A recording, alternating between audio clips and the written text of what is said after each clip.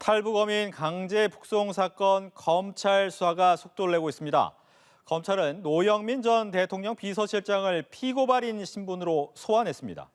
검찰은 노 전 실장 주재 대책회의를 기점으로 정부 기류가 바뀐 것으로 보고 있습니다. 노 전 실장의 조사를 통해서 노 전 실장의 개입 정도, 또 이른바 윗선의 구체적 지시를 확인할 방침으로 알려지고 있습니다. 보다 자세한 내용은 김성원 변호사와 이야기 나눠보겠습니다. 안녕하십니까? 안녕하세요. 네, 오늘 노영민 실장이 소환됐습니다. 어떤 내용이 조사되게 되는 겁니까? 네, 얼핏 비슷해 보이지만 사실 다른 사건입니다. 네. 강제 북송 사건이 있고요, 서해 피격 사건이 있습니다. 그렇죠. 강제 북송 사건 관련돼서 이제 소환 조사가 됐는데요. 강제 북송 관련해서 2019년 11월 달에 우리나라에 이제 2명의 북한 선원이 이제 우리나라의 군에 의해 가지고 포착이 됩니다. 이 부분 관련돼서 당시에 자필로서 귀순 의향서를 썼다라고 일단은 전해지고 있고요. 이런 내용이 보고가 됐는데 당시 11월 4일 대책회의에서 노영민 실장이 당시 진행했던 대책회의에서 북송 방향성이 결정됐다라는 식으로 일단 보도가 된 상황인데 이 부분에 대해서는 객관적인 내용을 확인해 볼 필요가 있고요. 네. 이런 부분과 관련해서 결국은 당시에 귀순 의사를 밝혀서 원칙적으로는 대한민국 국민으로서 여러 가지 법적 절차를 거쳤어야 하는데 그런 절차가 없이 강제로 북송한 부분에 대해 가지고 지금 고발된 내용에 따르면은 직권남용 그리고 불법 체포 등의 이유로 고발이 되는데 그런 혐의로서 이 부분이 조사가 되고 있고요. 결국은 당시에 그렇게 의사결정을 한 이유가 무엇이었고 그렇게 한 책임자는 누구였고 당시 그렇게 판단했던 근거들이 무엇인지가 핵심적인 쟁점으로 될 것으로 보입니다. 네. 검찰 같은 경우에는 이제 지난달에 김현철 전 통일부 장관을 조사를 한 이후에 이번에 노영민 실장, 전 실장을 조사하면서 이미 어느 정도 스텝은 다 밟아가고 있다 이렇게 봐야 되는 겁니까?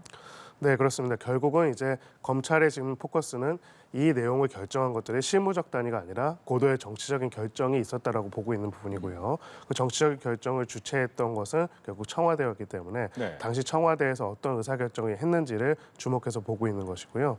결국 검찰은 기본적으로 일반적인 법적 절차에 따라서 진행되어야 하는 이 절차와 과정들이 모종의 정치적인 의사결정에 따라 가지고 법적 절차를 위반해서 이루어진 것이고 그렇다면 그런 정치적 의사결정을 한 사람들한테 법적 책임을 물어야 한다는 그런 관점에서 수사를 진행하고 있다 이렇게 볼 수가 있습니다. 네. 그렇게 된다면 영장 청구도 가능합니까? 네, 기본적으로 원래 영장은 불구속 수사의 원칙이기 때문에 불구속 재판의 원칙이기 때문에 필요하지 않는 경우에 청구를 안 하는 게 맞긴 한데요. 지금 이 사건과 관련돼 가지고는 앞서서 다른 사건이지만 서해 피격 관련돼서는 이미 그 고위직 전직 장관에 대해서도 영장이 청구되기도 했죠. 그렇죠. 결국 이번에 소환 조사라는 것들은 조사 초반에 이루어진다기보다는 해당 인물에 대한 조사를 마무리하는 단계에서 이루어집니다. 이 정도 책임자한테 소환 조사를 한다는 건요. 그러면은 그 결과를 바탕으로 해서 기소를 앞두고 영장을 청구할 가능성을 배제할 수 없고요. 그 부분에 대해서 이제 그런 고위직이 소위 말해서 도주할 우려는 사실 낮지 않습니까? 그렇다면 이 부분에 대해서 여러 사람들과 지시로 관련이 있기 때문에 증거인멸의 우려가 있다는 점을 강하게 주장할 가능성이 높아 보입니다. 예. 여기서 그러면 한 가지만 더 추가로 질문을 드리면 보통 이제 통치 행위를 법적으로 판결하기 굉장히 어려운 상황인데 이런 부분도 통치 행위로 볼 수 있다라고 이야기를 주장할 수도 있을 것 같아요. 네, 그렇습니다. 결국은 외교적인 어떻게 보면 남북 관계 문제에 있어가지고 통치 행위, 고도의 정치적 행위로서 여기에 대한 사법적인 판단하는 것은 적절하지 않다라는 내용을 만약에 기소가 된다면 법정에서도 주장하거나 그럴 가능성이 있어 보입니다. 네. 다만 이제 서해 피격과 이 관련 사건과 그다음에 이 강제 북송은 조금 성격이 다른 부분이 있는데요. 강제 북송 사건 같은 경우에는 기본적으로는 그렇다고 할지라도 그 통치 행위의 대상이 되는 각각의 사람들한테 적용되어야 하는 기본적인 국제법적인 국내법적인 법적 절차와 인권에 관한 부분들이 또 문제가 제기될 수 있기 때문에 네. 이런 부분에 있어 가지고 또 그 판단을 배척하는 다른 주장도 가능할 수도 있습니다. 그렇군요. 탈북 어민 사건 같은 경우에 당시 이제 북한에서 살인을 저지르고 돌아왔기 때문에 돌려보내는 것이 맞다. 어떻게 보면 살인죄의 중범죄자를 국내에 받아들이는 것이 문제가 있을 수 있다라는 주장도 있었거든요. 이 부분은 그렇습니다. 가능한 얘기입니까? 일단은 정무적으로 네. 통치행위의 정정성에 있어가지고는 할 수 있는 주장, 이야기라고 할 수는 있고요. 다만 법리적으로 봤을 때는 조금 안 맞는 부분이 있습니다. 아하. 왜냐하면 우리나라로 들어온 사람을 내보내는 과정에 있어서 사실 우리나라에 들어온 사람은 크게 세 가지입니다. 우리나라 사람, 대한민국 국민이 있고요. 두 번째는 외국인이 있고요. 세 번째도 있습니다. 무국적자라고 합니다. 네. 특정한 국적이 없는 경우가 있는데 어느 경우든 간에 기본적으로 물리적으로 국경으로 진입하는 사람을 차단하는 거랑은 별개로 일단 입국한 상태에서 추방을 하거나 다른 나라로 강제로 이제 송환을 하거나 이런 방식을 하려면은 나름의 이 절차에 대해서 이런 처분에 대해서 다투는 절차들이 있습니다. 가령 이제 우리나라에 난민으로 들어오신 분들이 난민 인정 지위 소송 같은 것들 하고 임시적으로 이제 보호받는 것처럼 그런 여러 가지 절차들이 있는데요. 기본적으로 이제 북한 국민 같은 경우 우리 헌법적으로는 대한민국 국민으로 보고 여기에 대해서는 특별히 법조계 내에서 이 사건 이전까지는 별다른 의견은 없었습니다. 그렇기 때문에 이 부분에 있어가지고 살인 혐의가 있다라고 한다면은 그 살인 혐의를 수사하고 처벌하고 하는 그런 기본적인 절차들이 진행됐어야 한다는 것. 그것은 일단 법률적인 기준이라고 할 수가 있죠. 알겠습니다. 이렇게 이제 탈북 어민의 북송 사건에 관련된 이야기를 해봤고요. 또 하나가 이제 서해 피격 사건입니다. 공무원의 피격 사건, 고 이대준 씨 얘기인데 여기에 대해서 두 사람을 구속영장을 청구를 했죠. 이유가 있을까요? 네, 결국은 이제 도주 및 증거인멸의 우려가 없는 경우에는 원래는 하는 게 아닌데 네. 기본적으로 범죄 혐의가 상당히 소명됐다라고 스스로 이제 검찰은 판단을 한 것으로 보입니다. 그걸 바탕으로 해서 또 구속의 필요성, 소위 말하는 도주 및 증거인멸의 우려가 있다라고 보는데요. 결과적으로는 이 서해 피격 사건 같은 경우에는 앞의 사건과는 조금 다르게 또 소위 말하는 지시에 따른 여러 가지 행정적인 절차들이 이루어진 부분들이 있습니다. 가령 이제 구체적인 혐의로 지목한 부분은 첩보 자료를 군처법 자료를 삭제했다는 것이 가장 핵심적인 내용인데요. 그리고 이 내용을 바탕으로 해서 당시에 월북이라고 또 발표했다는 거 이 두 가지가 핵심적인 내용인데 이 과정에서 여러 사람들이 같이 개입되어 있고 이러한 의사결정을 한 주체 그리고 그 의사결정을 한 통로에 있는 사람들에 대해 가지고 소위 말하는 구속수사가 필요하다는 취지로 아마 영장을 청구할로 보입니다. 다만 이제 이거는 또 함정일 수도 있는 게요. 네. 함정이라보다 한계가 될 수도 있는 것이 일단은 그래도 이 도주 및 증거인멸의 우려성이 이렇게 고의적인 경우에 쉽게 인정하지는 않거든요. 그렇죠. 그렇기 때문에 만약에 이 부분에 대해서 영장이 기각될 경우에는 무리한 수사일 뿐만 아니라 또 무리한 영장 청구가 아니냐라는 비판을 받으면서 수사 자체의 동력이 또 굉장히 상실될 수도 있습니다. 검찰 역시도 그 부분을 고려하면서도 영장을 청구했다라고 봐야 되는 거죠. 그렇습니다. 어찌 보면은 이제 영장이 발부되는지 여부가 혐의의 어떻게 보면은 판단이라고 볼 수는 없지만은 실질적으로 실무적으로는 영장 자체가 기각이 될 경우에는 혐의 자체에 대해서 굉장히 법원도 보기에 타당성이 없다라고 보는 경우가 많거든요. 그런 의미에서는 굉장히 리스크가 있다라고 할 수가 있는데 검찰 입장에서는요. 반면에 여기에 대해서 영장이 발부가 될 경우에는 또 한마디로 기존의 혐의가 상당히 증거가 수집됐다는 것을 보여줄 수도 있습니다. 네. 그래서 이런 부분들을 고려하면서도 결국 영장을 청구했다는 거는 적어도 이제 검찰 입장에서는 지금까지 수집된 자료에 있어가지고 혐의 입증에 대해서 자신을 하고 있다라고 볼 수가 있겠죠. 예. 이 증거, 혐의 입증에 증거가 좀 필요하다라고 보이는데 감사원의 감사 결과를 통해서 이제 많은 분들이 아 이런 내용이 있었구나라는 걸 알았는데 검찰은 그보다 더 많은 증거가 있을 수 있다. 이건 가능한 얘기입니까? 네, 그렇습니다. 강제 수사권이 있기 때문에 지금 이 외에도 압수수색을 통해서 확보한 자료라든지 여러 관련자들의 진술 자료들을 가지고 있을 가능성이 있고요. 결국 이제 서해 피격 사건 같은 경우에는 실체적 진실을 뭐 어떻게 보면 누가 CCTV로 계속 바라본 건 아니지 않습니까? 그렇죠. 그렇다면 결국은 A라는 진실과 B라는 진실이 있을 겁니다. 지금 기존 정부에서 발표했던 건 A라는 진실이었고요. 지금은 또 이 A라는 진실이 아니라 B라고 지금 정부에서도 이야기를 하고 있는데 그렇다면은 당시 담당자들이 이 판단을 내리기까지 수집했던 여러 가지 정보와 자료들이 있을 겁니다. 이 자료들을 객관적으로 봤을 때 사실은 판단의 여지가 A와 B 둘 다 가능한다고 했을 때는 여기서 뭐가 더 적절한 판단이었는가를 고려해서 적절하지 않다는 이유로 형사처벌하는 건 안 될 겁니다. 그건 안 될 거고요.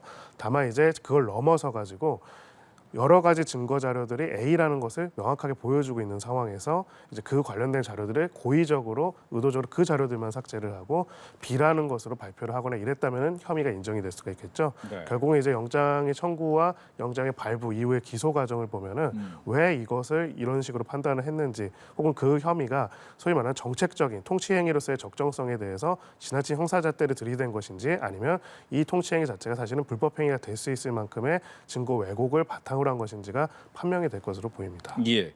이제 서욱 전 장관 같은 경우에는 이제 밈스라고 하는데 거기에 올라간 자료를 삭제하라고 지시한 혐의를 받고 있는데 서욱 전 장관 같은 경우에는 삭제가 아니라 보는 사람을 좀 제한했다라고 평가를 하는데 이걸 삭제로 볼 수는 있는 겁니까? 그건 삭제로 보기는 어렵겠죠. 네. 결국 이제 이것도 쟁점이 되는 게 원본 자체를 완전히 삭제를 한 것인지 아니면은 소위 말해서 관리 권한이나 보관 주체나 보관 대상만 바꾼 것인지 그렇게 하는지에도 달라질 것입니다.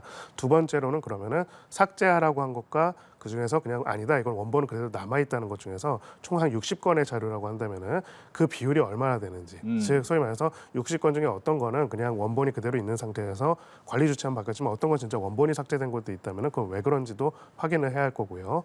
또 비교를 해봐야겠죠. 네. 그 자료들 말고 나머지 자료들 혹은 그 전에 다른 거와 관련된 자료들도 이런 식으로 관리되거나 이런 식으로 주체가 변경된 부분들이 있었는지를 비교해서 이 사건의 특이성이 있는 건지가 결국은 판가름 될 것입니다.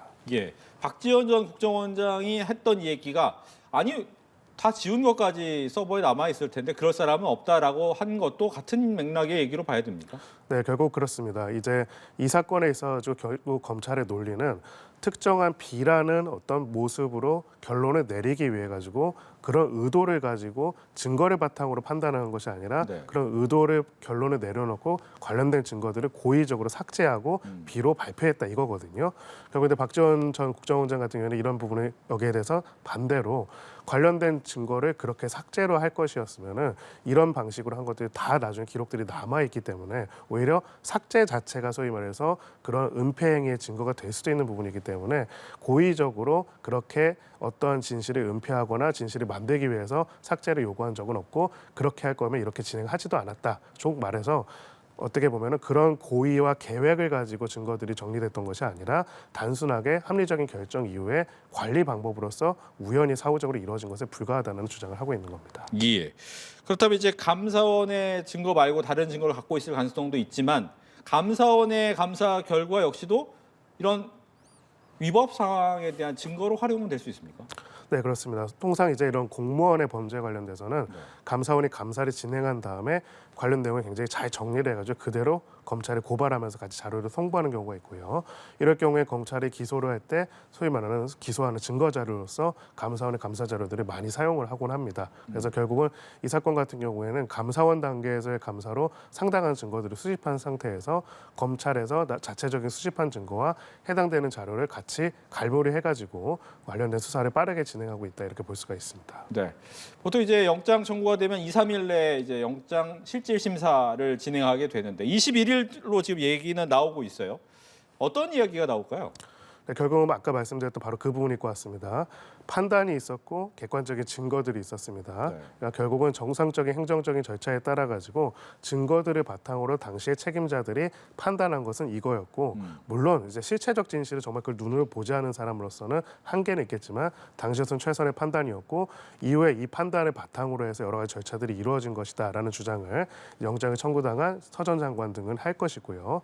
반대로 검찰 측에서는 그것이 아니라 순서가 그 결정을 이미 내려놓은 상태에서 거기에 부합되지 않은 것들을 의도적이고 고의적이고 계획적으로 삭제했다라고 볼 겁니다. 그렇게 주장을 한다면 결국 법원은 무엇을 볼 것인가?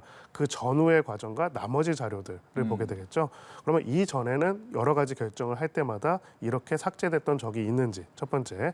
두 번째로 만약에 삭제된 자료 중에서 복구가 가능하거나 비슷하게 다른 내용들이 있다면은 그 내용들을 종합적으로 검토해 보더라도 B와 A를 어떻게든 판단할 수 있는 것이 아니면 이 경우에는 B가 아니라 A로 판단한 게 매우 타당한 경우인데도 굳이 B로 판단한 것인지 이런 것들을 종합적으로 검토하지 않을까 싶습니다. 네.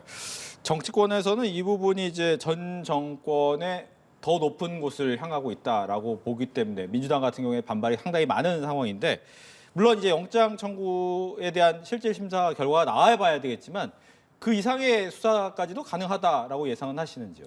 네, 그렇습니다. 그런 면에서 아까 초반에 질문하셨던 통치 행위라는 것이 사실 다른 의미에서 또 다른 이제 이 수사의 최종적인 종착점을 향해 가는 것에 보여주는 것이라고 할 수가 있는 것이거든요.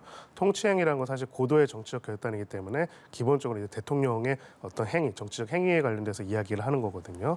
결론적으로는 이제 지금 소위 말하는 장관 뭐 비서실장 이런 분들이 영장 단계에서나 수사 단계에서 이건 고도의 통치 행위라는 얘기를 하는 것 자체가 어찌 보면 역으로 말하면은 이 부분에 대한 책임을 또 당시의 최고 의사결정권자였던 전 대통령한테 미루는 얘기가 될 수도 있습니다. 역설적이지만 그런 말을 하기 또 어려운 거죠.